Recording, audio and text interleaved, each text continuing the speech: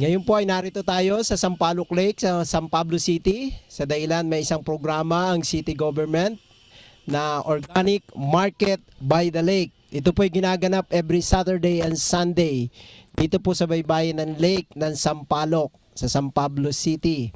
At tayo po ay binigyan ang bawat organization na mag-put up ng kanilang mga organic na mga maaari nilang ipagbili o ipatikim sa mga taong namamasyal dito sa Sampaloc Lake. At ang ating pong Adventist Community Services ng San Pablo Chapter ay binigyan po tayo ng isang stall para maibahagi rin natin ang mga produktong organiko na maaaring makatulong sa mga tao.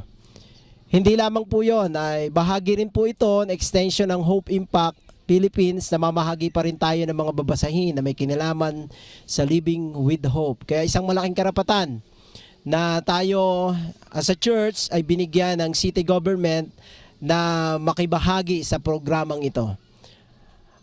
Kami ay nagkaroon ng magandang pakikipag-ugnayan sa ating grupo ng Atikha na makisali dito sa organic market. At ito ang ating naisip na healthy options. Siyempre yan ang ating dala para makapaglingkod din tayo. Meron din tayong free BP screening. Narito ang ating mga nurses na kasama natin sa paglilingkod. Okay, si Jewel at si Christine.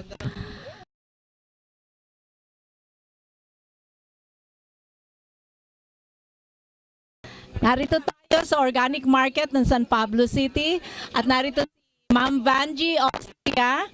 Siya po ang spokesperson na overall coordinator nitong ating organic market. Bibigyan natin ng time para malaman natin kung ano ang objectives nito at kung ano pang mga magagandang mangyayari dito.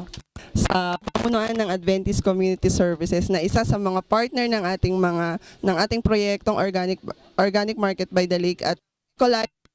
Kung ano, ito po yung nakikita natin sa ngayon na inilo-launch po namin, pinapakita po namin yung ganda ng San Pablo at yung mga katabi niyang mga lugar at munisipyo. So, okay, thank you very much, Vanji. At napakaganda itong program na ito. At patuloy natin tangkilikin ang organic market. Kami nagpapasalamat na magkaroon ng ganitong opportunity upang makapaglingkod sa mga kapwa natin dito sa San Pablo City.